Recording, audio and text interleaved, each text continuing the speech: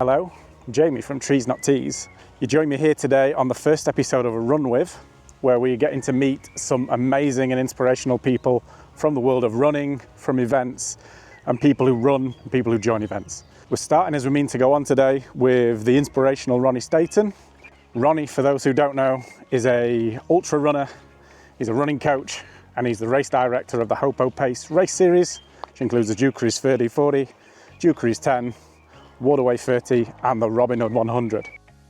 This year he ticked off a long-term goal, completing the Spine race, and last week only completed the Grand Union Canal, a 145-mile race from Birmingham to London along the Grand Union Canal towpath. You find us here today on a very different towpath. This is the Chesterfield Canal.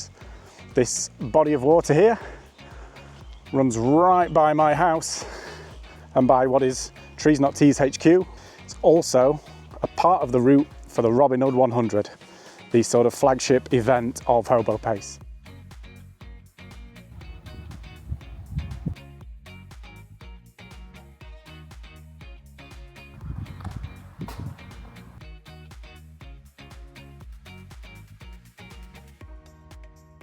We're back from a nice 4-mile run up and down the Chesterfield Canal, and I'm joined by Ronnie Staton.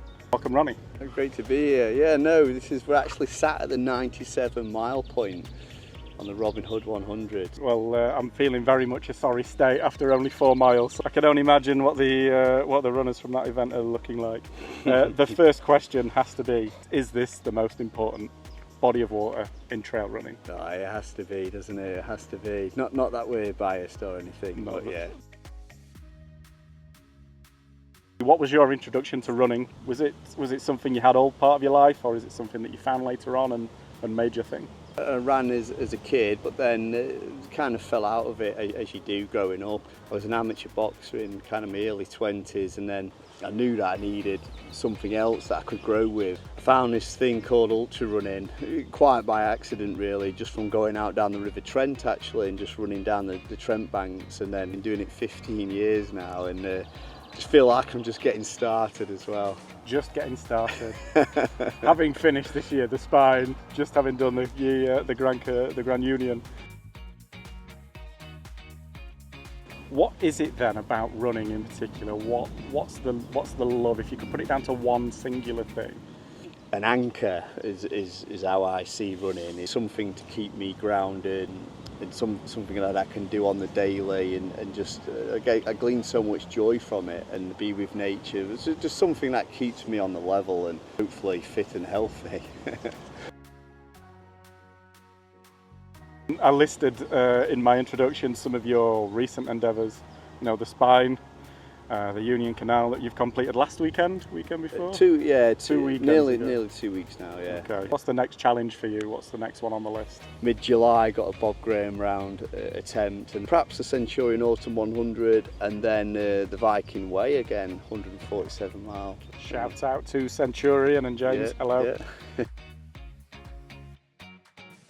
In terms of Hobo Pace, you took over the 30-40, is that right? That's right. Or as it was? Yeah. Was it always your intention to be a race director, to start other events, or was it something that just sort of fell and snowballed, if you like? I just fell onto it. Never intended to become a race director. Just loving my ultra running, personally doing it, and then the Duke Cruise 30 and 40 came up for grabs really. I realised that it was something that I could do and that I enjoyed, and it was I've kept it low key, I've kept it small, it's trail running. I've seen people come and do the Duke Cruise and then the Robin Hood 100 and things, and it's nice as well when I have runners that I coach on the Robin Hood 100. That's like a double whammy. It's amazing. It's two birds, one stone as well, isn't it? To see them out there, having coached them for many months, and then to see them finish as well, it's that's a nice touch for a race director. The website lists it as marked and marshalled events from 10 miles to 100 miles. I can think of at least one person, there might be more, but there's one lady I remember who did the 10-miler, and she's now done, she'll be on the 100, yeah. The Duke Cruise 10 was her first kind of step into trail running. For those who haven't experienced one of the events, What's really the ethos? What's the feel? The ethos is just no thrills. It's about the running. Keep it simple, keep it basic, and let's come and just enjoy the course and enjoy trail running and support one another and have a great day. They're definitely the ones that myself taking part in. They're the ones that you really feel and you can tell when that's the case. Whose events do you enjoy? What have you gone to and thought, yeah, that was good, or yeah, that was done well? Or I've always liked Mark Cobain's events, and that's the Viking way. They're really small, they're really low key, they're kind of self-sufficient. I think it keeps its roots pure to ultra running. It's not going to be for everybody, but yeah, I think some of those events have been the ones that I've got great memories from because they tested me so much as well. I'm going into the sort of coaching side of it now. Well, what is it that you like most about coaching? How did you become a coach? What was the journey to that? And what did you do before being a run coach? Well, as a personal trainer, so it was a lateral step really. But I got a bit fed up with the gym setting. I'd found my love for ultra running. I had all the background of fitness and working with people, so it's a nice sidestep from that. I'd done a sports science degree and coaching degree in fact as well, so I went off and got a bit more qualified in the run domain, and then set up as a coach, and it just worked well. What I love about the coaching is obviously I'm working with people that are like-minded. I'm always learning from the runners and their experiences and their races. It's always a two-way feedback loop where I'm picking up stuff, and it deepens my love for the sport, hearing runners talk about their experiences and the training we've done for it and their achievement. I feel very fortunate to work in something that I get that feeling from. We're talking about events, it's pretty much volunteer run. You've got people like myself who do it as work and as a job, and it needs a front man and somebody to do that. But then it's predominantly held by volunteers that you need, and these events can't exist without the people. We haven't got ultra running. Is there any point where you've fallen out of running, or fallen out of love with running? I've never had, I can honestly say, that period where I've fallen out with running. In terms of on the daily, and I do run most days, it's become such a pattern and habitual thing within my life that it's never a chore. I don't always want to run, but when I do it I feel good after. It is something that I genuinely love, so it's normally more of a highlight of my day.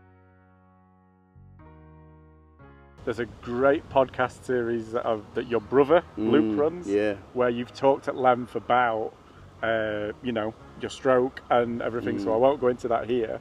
I do recommend checking out those podcasts because they were great until the point where you're talking about surgery. I had to turn off. Yeah, get some people that. Yeah. I was sat screaming. I am aware of that. Yeah. At the skipped on and moved on with my life. A guy once passed out in front of me when I told him about it. Yeah, I had to pick him up. God.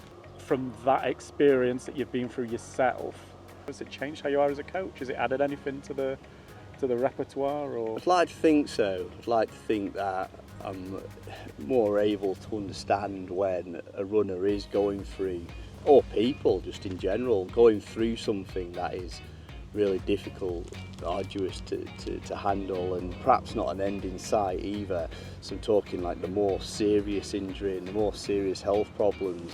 Although I wouldn't have put it on myself to have lived through that, it's happened, and so I glean some of that experience from it. So I think I can understand it more because I've experienced it, and I do think it's given me different areas of my coaching that I perhaps wouldn't have had. Going through the stroke and having unanswered questions, and then working on the rehab, feeling like myself again and getting back into the running and making the bigger decision, do I want to continue with this? I had the perfect reason to stop if I wanted to. I'm incredibly fortunate that I recovered so well, but in the times where I didn't know that was where I was having to really do the work and perhaps come to terms with what had happened. Going from that 5k, 10ks maybe half marathons, to go into ultra, what would you recommend, other than obviously getting in touch to be a coached athlete? Ask yourself the questions: why do you want to do it? Like, make sure it's the right thing for you to do. Take the time and build up into the distance. Build your consistency of running up first. If you're only running 3 times a week, can you run 4 or 5? Can you build your volume up a little bit safely? And then look for that 50k to step into the ultra world and build up from that. And I'd also say, don't be deterred if you DNF, you don't finish. So you have to keep going back at these things, and it certainly happens to people on the 100-mile scene, where it can take them a few efforts to attain that 100-mile distance. It's just got to be finding your passion. Just do your thing, but try not to be too distracted by what's happening around and the events other people are doing. Like, what do you want to do? And just don't be so bothered about what people think. I think you know? that's life advice. That's not just running advice, is it? Yeah.